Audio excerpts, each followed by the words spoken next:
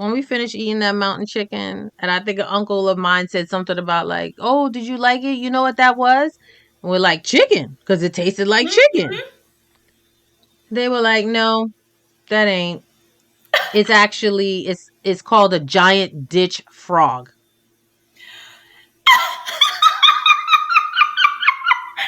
Yo, They let y'all like yo. lick your face. Sakafet, welcome to Unfiltered Liming Podcast. Join us as we reflect on our personal journeys and share our insights, experiences, and stories. From food to music, language to customs, we explore what it means to straddle two cultures and find a sense of belonging in both. Whether you're a first-time generation Caribbean American, a seasoned veteran, or simply curious about the rich tapestries of cultures that make up the Caribbean diaspora, this podcast is for you. We are your hosts, Lisa, the Dominica Diva. Bertide, the Haitian sensation. No one's talking, so let's get unfiltered. Hello, everyone. Welcome back to another wonderful, exciting conversation of Unfiltered Liming Podcast. We are always thrilled to have you with us. And today we are excited about our topic. How are you, Elle? I'm doing good. It was a rough week, but we made it. Yeah. You It's know, a rough week, but we made it. I'm telling you, and when we have those rough week, one thing that for me always helps is when I eat some good Caribbean Oh hometown my food. gosh. Look at here now. There's nothing like a good meal. And I said what I said. I'm not going back and forth with nobody. All the wars about who has the best food, Caribbean in general. We've all eaten from Haitian restaurants. If you haven't tried it, Dominica, I haven't had so much, but I feel like what would be the closest Caribbean island that you would say when people eat the food that it would come close to? I feel like actually St. Lucia and Haiti, to be honest. Okay. I would definitely say St. Lucia and Haiti. Okay, so a little mixture. Yeah, because for example, like we were talking about jerk chicken. Mm-hmm.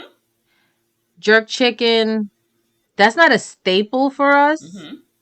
I mean, people do make it in Dominica, but it's not a staple for us. Right. I feel like that's more Jamaican, but you guys eat that too, right? We eat more curry chicken. I remember curry chicken. Yeah. The jerk chicken and spice, I feel like that is Jamaican. We eat like curry goats and curry chicken. Yes, that I remember from my household and my family cooking that. But jerk, particularly, my Jamaican friends, I want to say, introduced me to that. Okay. Yes. Yeah. My uncle's Jamaican, so yeah, that's when I was introduced. Well, I can't say that. I mean, growing up in New York, it's a melting pot, so anytime you go to a Caribbean restaurant, they're gonna have it all. The jerk, the curry, right, of it all. right. Yes. I feel like when I go to a Jamaican restaurant, they will have things that, yes, I'm familiar with, just like ackee and saltfish. Jamaicans cook it different than how Haitian cook it. Like, we cook the saltfish, but then we eat it with boiled plantain and like avocado and stuff like that. So there's not the ackee, but the saltfish, we just make the sauce is different. So I feel like there are things that are similar from when I go to other Caribbean restaurants. But I feel like when you go to a Haitian restaurant, my Haitian people, that's why I said. But I feel like you not gonna get jerk chicken. You not. There's certain food that you're not gonna get from a Haitian restaurant. Let me tell you something right now. There's just certain things you're not gonna get. So please don't go to my Haitian restaurant talking about Unfiltered Liming told me to come try a Caribbean restaurant, and you go to a Haitian restaurant and then you ask for jerk chicken. And they're gonna be like, "You in the wrong place." That's not gonna happen. You just in the wrong place. I'm sorry. Yes. There's just certain food you're not gonna get. You gonna get dili jonjon. You gonna get legume. You gonna get white rice, bean puree. You gonna get mai moulin. Mai moulin is like a cornmeal dish. You gonna get fish, poisson sèche, or if you want it in sauce. That's the thing too. The Haitian, they either cook their meat. They're gonna ask you if you want it in sauce or you want it like dry, I guess, fried with no Hmm. sauce. Yeah. Do that. Yeah. They do make fried plantain, but they make the salty ones, which in the Spanish Caribbean is a sweeter plantain. So there's differences, and I want y'all to be very. I'm trying to help y'all out. You're gonna be going over there talking about, oh, that's not what I expected, or I got this from this other Caribbean. Yo, look at here now. So wait, so explain the salty plantain So that you're talking So about. when you go to the, and if, in case y'all haven't figured out, we're talking about queens in the kitchen. This is food. This is culture food and all that. And this topic, that's what we're talking about. So please, if you do you have a favorite recipe or you know what I'm talking about, the differences between the plantain, please put it in there because us Haitian, we use the green. If you go to the grocery store, not bananas, No. plantain. Yo, we gotta look. No, you got to explain it. We gotta You got to explain explain it it. because You do. You we do. there's a difference. Mhm. So my Haitian people, we cook. It's what you would call in Spanish tostonas. Is the Mhm. salty. So when you go to the grocery store, certain grocery store, international, because we support International. international Mhm. grocery store, you're gonna have green plantains. They're gonna look like a banana. They're a little bit bigger and they're green. And there's two type of green plantain too. There's a skinny green plantain and there's a bigger, wider green plantain. If you are not that skillful, please don't worry about it. Just go with the bigger green plantain, right? That is Or what ask we somebody. use. Yes, ask somebody. That is what we use to make our plantain, and that is gonna be salty. It's not sweet. Now, if you want to do sweet, then you're gonna look for the same plantain, but it's gonna be yellow. And you kind of want it to get it when it's really ripe. When it looks almost blackish, that's the best sweet. You wait, but you're gonna have to clarify something. It's not exactly yellow because you're gonna get that confused with the Chiquita banana. It's It's that's what different. it's. I There's a said it's the difference. green. It looks just like the size of the green plantain, but it's yellow. So it's that size. It's not the small Chiquita banana. It's a little bit bigger. And the yellow is different. That's what I'm saying. It's gonna be yellow, blackish kind of. It's not gonna be that bright yellow Chiquita banana that you eat for breakfast or No. whatever or snack. It's gonna Yeah, and look, when it's black, it's ripe. yes, it looks like a little bit, Mhm. I don't know, golden yellow maybe. Maybe I'll use Look, golden. we're gonna put the picture up here. Yes, We're gonna put the yes, it's picture up gonna here be so you can golden see the yellow. difference. But again, the blacker, if it looks like it's about to rot, Yeah, no, that's that's what when you you want. It buy has it. black spots on it. That's Yeah. when you buy it because that's when it's gonna give you the best result. Just want to let you know, and that's the one that you make sweet plantains with, Hmm. tostonas, whatever you want to call it. That's what you use. So those are the two differences. And I would say in the Caribbean and Jamaican, and the way we cook it is different. So in the Haitian community, we mash it to make it like almost like a potato chip, right? In the Jamaican, they slice it, they cut it, and then they fry it. They don't smash it. We slice it too. In Dominica, we slice it too. Yeah, but do you We guys slice mash it it? and Mash it? no, we don't. See? No, no, we don't. So yeah, Mm-mm. so just different things. And there is a difference in texture of how you cook your food, even though it's the same ingredient, but it's a difference in the texture. So we're just helping everybody that goes to Caribbean restaurant, whether it's Spanish, whether it's different Caribbean island. The way we prepare our food is different. So when you go to these particular establishments, don't come with the mindset or perception. Just go in there knowing that if you've not tried it, be open minded. Be open minded because at the end of the day, in the Caribbean culture, cooking is the culture. That's our love It language. is. That's our love It really language. is. That's our opportunity when we come to the table and we gather, Mm-hmm. we get together, we bond, we tell stories. That's when secret recipes are passed down Mm-hmm. from one generation to the next. But it's definitely our love Mm-hmm. language. Definitely. They're going to feed you. Caribbeans are going to feed you.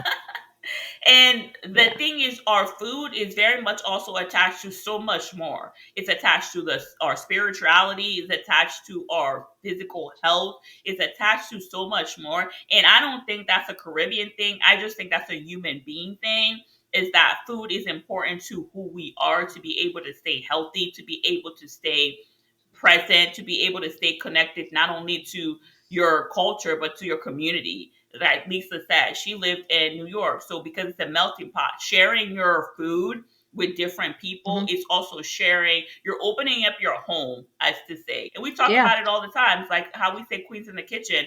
I know growing up, yes, they teach the girls how to cook, right? But it was open. It was an open kitchen, right? In the kitchen, you had it where it's different here because we were talking about it at work the other day. The ingredients are fresher a little bit. Oh yeah, we got fresh. You cut up everything fresh. You cut up your onions, garlic, scallions, green peppers, bell pepper. There's no you shaking some onion powder and garlic powder. Yo, that just irritates me. I just be like, why can't you just cut it up? And not only that, The peppers, habanero peppers, but cut it all up. also the peas, like picking the peas and doing the peas, like certain peas. Yeah. You were we I remember being a child and we were helping them, like, clean peas and take it out of the, the shell, and then cooking it. It's Mhm. just a different taste in your food, It period, is. when it comes to that. Mhm. So there's a lot of a culture that I would say, because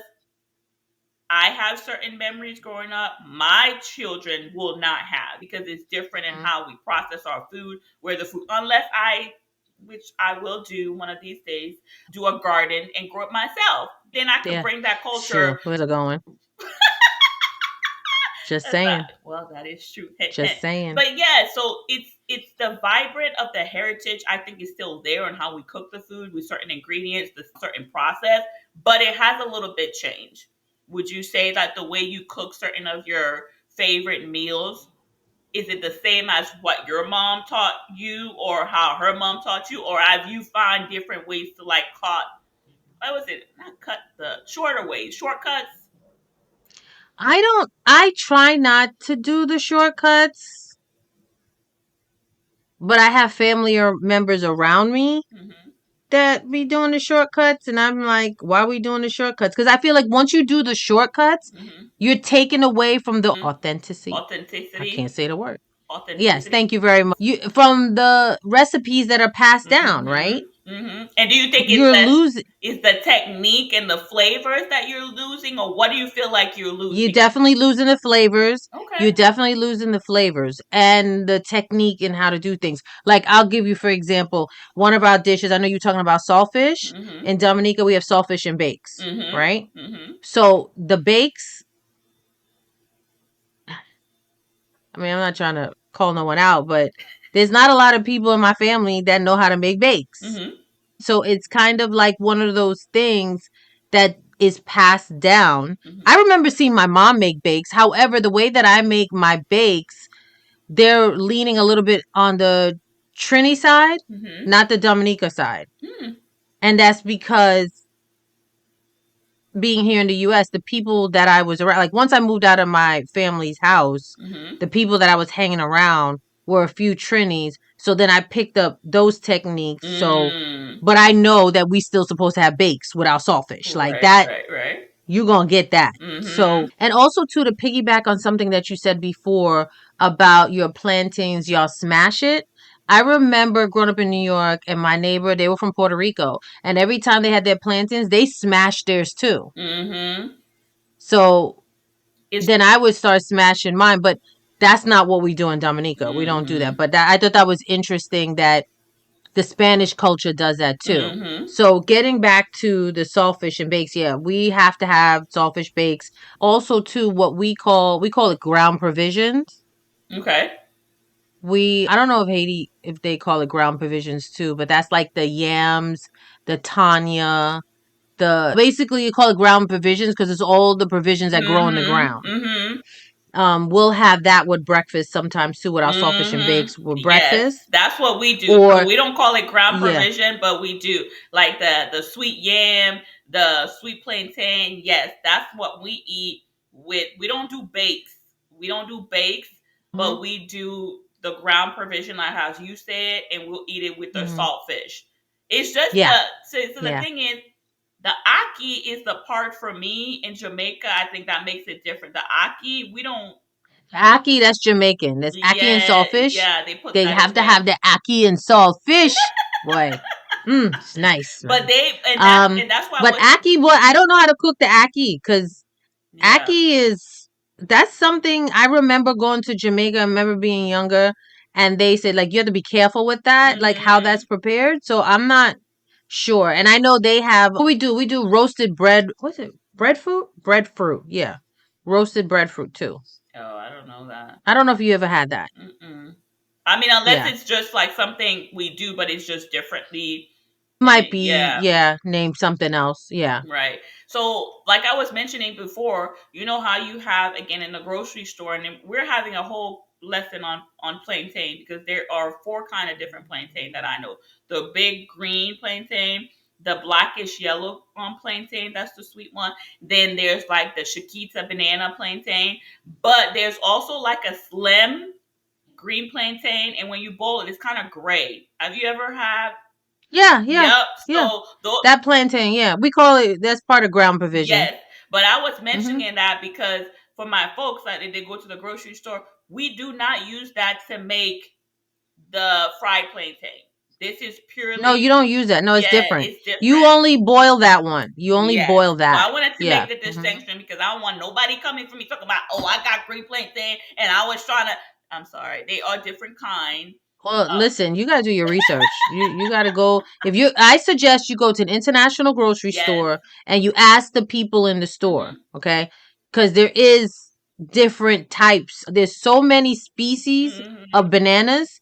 So Yes. please consult with your international store worker, Or friends. okay? Or friends. And again, like we said, we're gonna put the picture up. Yes. So But again, if yeah, you have friends, so one of the ways to preserve the culture, and like Lisa said, techniques and flavor gets passed down from generation, but also we evolve, right? Like you said, I can't go out and pick the peas from the tree and then do certain things from scratch. So I do feel like how you said with certain unless you have fumes. right, with certain foods that we've learned to adapt coming to the Americas, right? We've learned to adapt techniques and flavor, but I will tell you, there are certain taste buds that I feel like even when we try to use and cook, to me it doesn't taste the same. I can tell the difference, and No.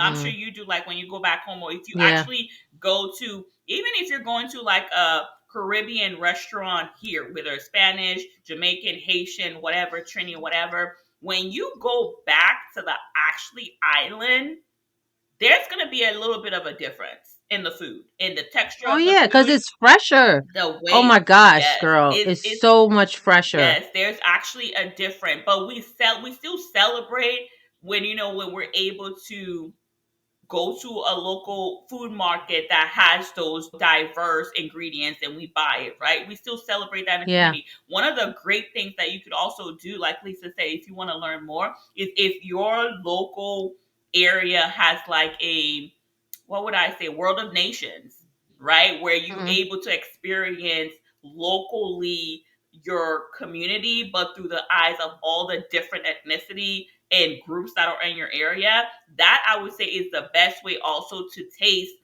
freshly ingredient, because a lot of times with World of Nation, the individual is coming from all these different countries and island and things.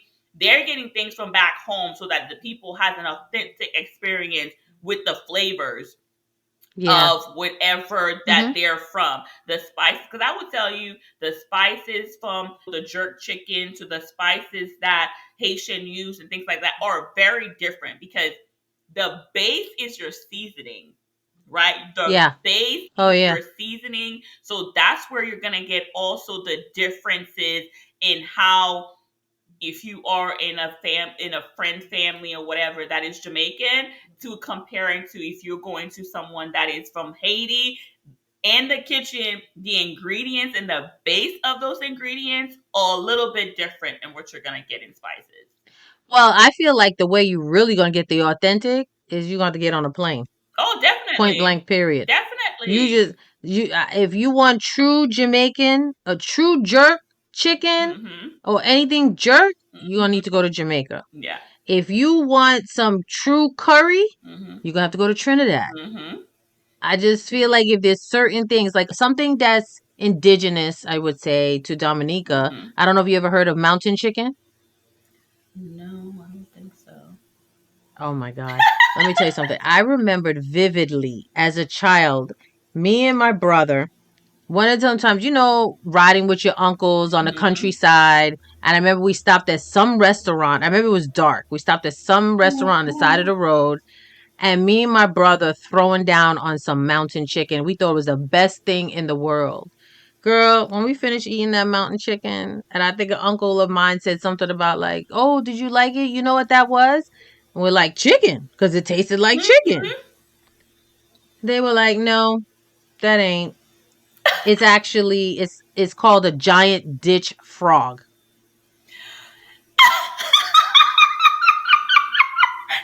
Yo, They let y'all like yo. lick your I, finger. I swear, my brother and I asked for seconds. I feel like we asked for seconds. Like I remember it being that good, right? Us thrown down, we were raving about it. We probably did get seconds. So Oh anyway, then they broke it down to us. So it's an animal that's indigenous to Dominica, my. right? Okay. And it's actually an endangered species now, and it's Mm-hmm. almost extinct. I know that the scientists down there, they're working to try to bring back to the community, Mm-hmm. but it's basically a giant ditch frog. This dish is controversial because it holds, you know, significant place in Dominica because you're gonna find it in Dominica because it's part of their culinary history. Mm-hmm. Yeah.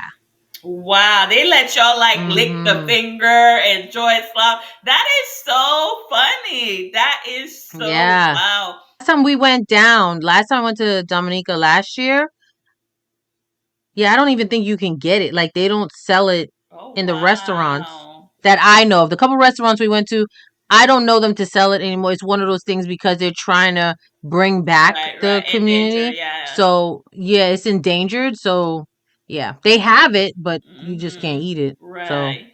Well, I'm I sure want there's some people on the mountainside still, snatching up the frogs, right. but we ain't gonna talk about that. And But I wonder how that's the thing with the cultural foods that I feel like in this in starting with Africa, starting with a lot of the regions in Africa, we brought our through slavery and all of that. Let's be very realistic, just because we're a little bit different.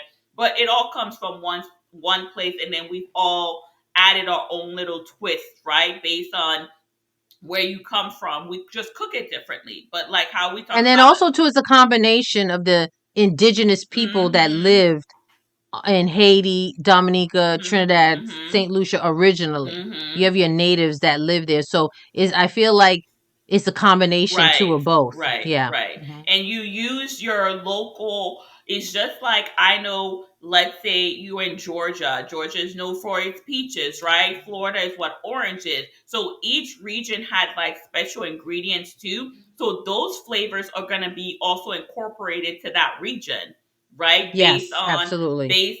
where you're coming from, based on what's grown there. So a lot of times with the different cultures, you what I don't want people to take away from this is to think that all Caribbean should taste the same. That's why I say when you go to different No, Caribbean restaurants, no. your Yeah, expectations should be open. But at the same time, just like the South cooks chicken different from up north in America, you also got yeah. to remember somebody from Puerto Rico, if they are from Puerto Rico, and then what's another Spanish? If they come from Brazil, just because they're both Spanish, that doesn't mean that the food is going to be also the same. You got to remember to be No. open minded because we all carry not only the flavors of our our culture, but Mm-hmm. the community also has a different flavor and a different technique and a different way True. of how we Yeah. cook and how we see different things. And just like in Haiti as well, like there's staples that, like how Lisa said, from each one of those islands, like Jamaicans, we know, oh, jerk chicken and things like that. But I'm pretty sure too, there are different ways that these families cook the jerk chicken or add in the jerk chicken. So that's why sometimes you could go to a Jamaican restaurant and you're like, oh, this jerk chicken, you could really taste the spice in the back of your throat. And then certain ones you're just like, oh, I don't really, it tastes differently, because you got to also put that it's all about the flavors, the technique, how we've adapted Yeah. to our environment and what we could find, to trying to stay as close as authentic as possible to what we Mhm. cook. Because I would say with Haiti, the main thing is like they have what they call dili jonjon, right? And it's basically Mhm. a black rice with, you could use, Oh. yeah, green peas with it, snap peas with it, different those kind of peas with it. But the Mhm. mushroom is a black mushroom that, from what I read and research, that is, like you said, from Haiti, right? That's where Mhm. it, I guess, it originated from and things like that. So the ones that you could buy here in America may be way different in flavor and texture than the one. Then if you were to Yeah, go to yeah. Haiti and when you're cooking with it, you can still get the same type of flavor, the boldness, but it could be a little bit different. But I do know Yeah. when you are from any type of home that food is so important, you got to consider everything, the love that they put into the ingredient. I know one thing that Lisa and I share is our green spice. You know what I Oh, mean? Just green seasoning. green The seasoning. green seasoning. We make Mhm. green seasoning, but I remember in Guadeloupe, like right now, I would tell you one of the techniques that I say, right? Green seasoning is very important. What is green seasoning? It's basically your base of, after you wash your meat, instead of using like, Wash your yes, meat. wash your meat. We People all say wash that your all the meat. time. After you wash your meat, is instead of using powder, we make our own seasoning, right? Like you said. So it's basically green onions, garlic, cloves, if you have cloves. If you have bonnet pepper, you can put that in there. And what else? And then also too, the green seasoning I find varies from islands Yeah, too that's as what well. that's what I was getting at. Yep. Yeah. Yeah, because I remember in Guadeloupe, it used to be garlic, clove, green pepper, and then they used to add something else, parsley, right? That used to be the basis of the green seasoning. When I was little, we used to put it in a masher. We call it pilon. I don't know what it's a masher. You put it in there, Okay. and Yeah, I know what you're talking about. yeah. Yeah. So in Like Haiti, a mud in the US, I think they call it like a muddle. yeah, something like that. Yeah, So in the US they call it a so muddle. then Mhm. in Guadeloupe, we know the adults cut it, and then they used to get us kids free Labor. labor, I free love it. labor, and we used to be sitting there mashing it until it was like really thin, right? And Okay. they did that every time they cooked, because they fresh. It was not, we were not making it by bulk. Every time we cooked, and that was every day, they used to make this thing. I have to say, one of the techniques that I'm sure Lisa does now, we make it in bulk, because, and then we put it in a blender.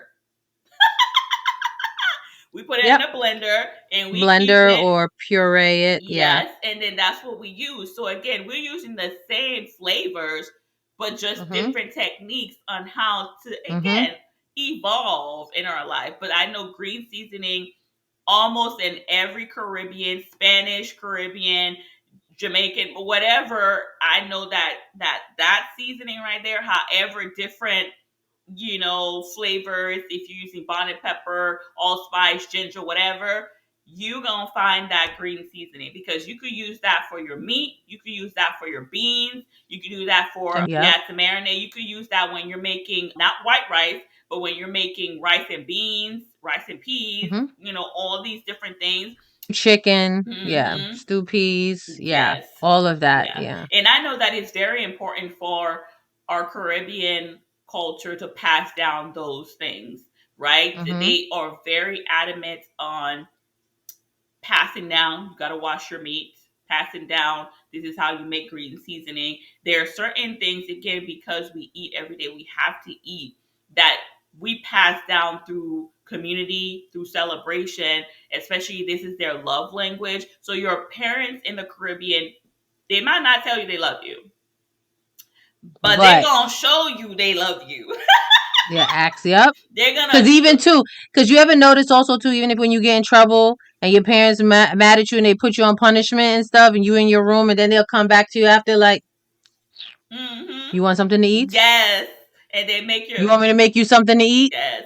That's all love language right Yes. there. That means sorry. Yes, it's the love. That's what that And means. they're gonna make your favorites if you have a favorite. Mm-hmm. Like for example, my son, older son, his favorite from my aunt is red beans and rice and her chicken. Mm-hmm. So whenever she's around, she's gonna That's what make she that makes. for him because that is Yeah. his favorite. So they also pay attention to what you like. And I remember one of the things too that we, from my generation, that I've done is I've tried, because we all talk about being double agent, right? So I remember when I started, like when I was married and had cooking more often, I tried to cook the American way.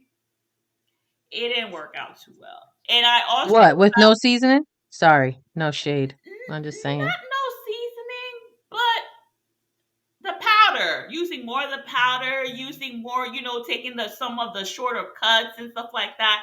And I realized that I was doing myself a disservice because when we do that and we try to adapt to something that we're not able to pass down culturally and celebrating culturally our food.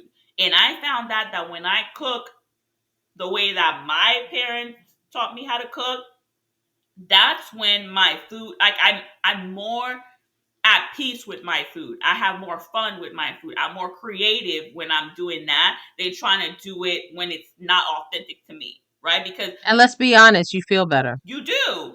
Let's You be honest, you feel absolutely better. do. So I think like when we represent our culture through our food, it shows not only in the Mm-hmm. love, but it also shows on how we feel and when we're cooking it.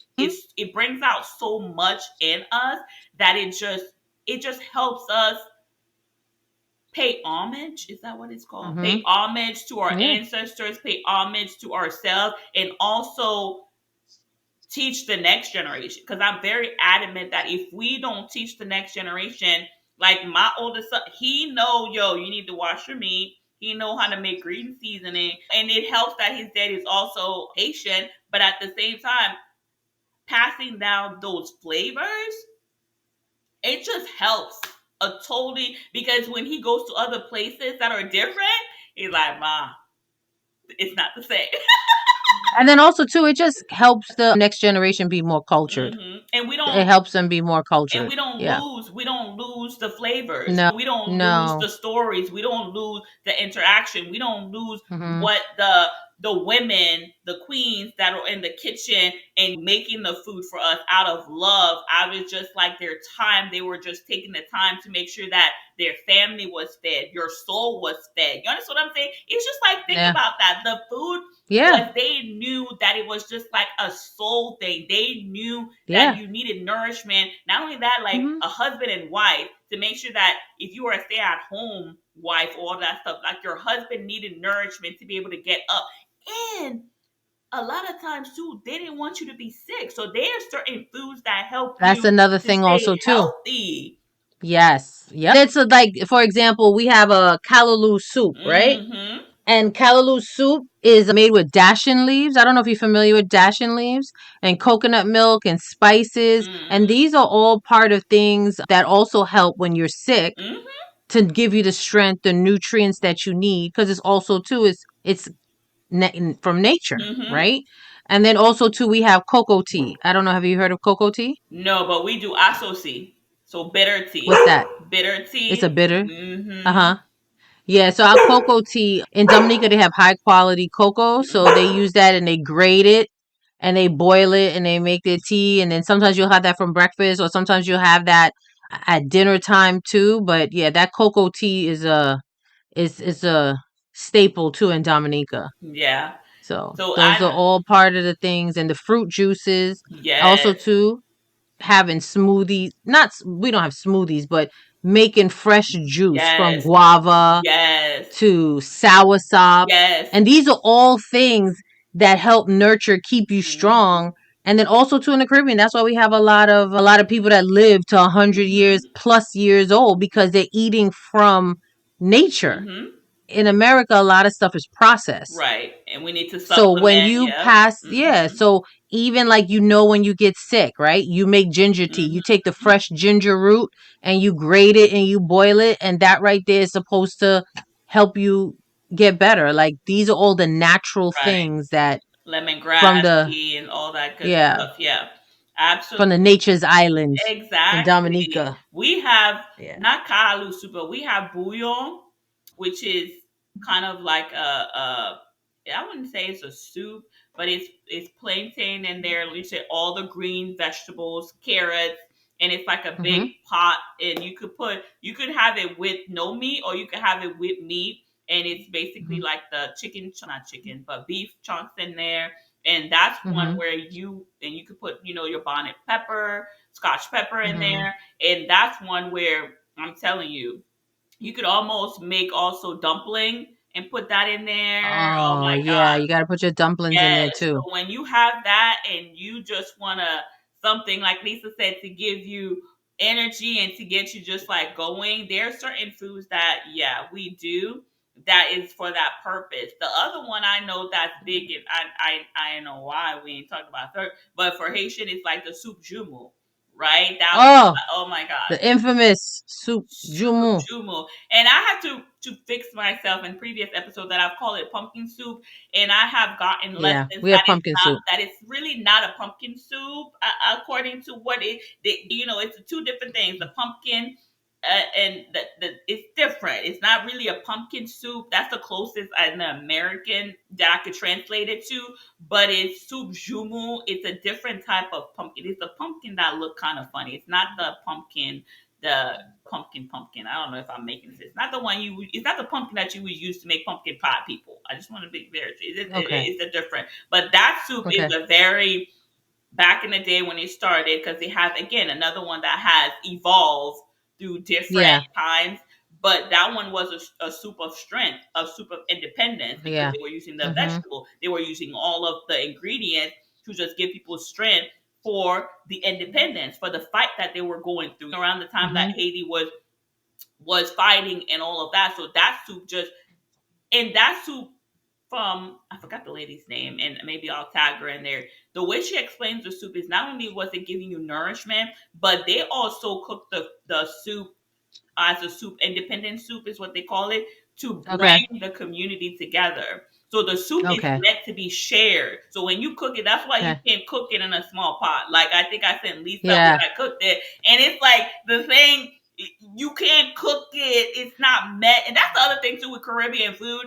You can't cook Caribbean food for one. I No, you cannot. I listen.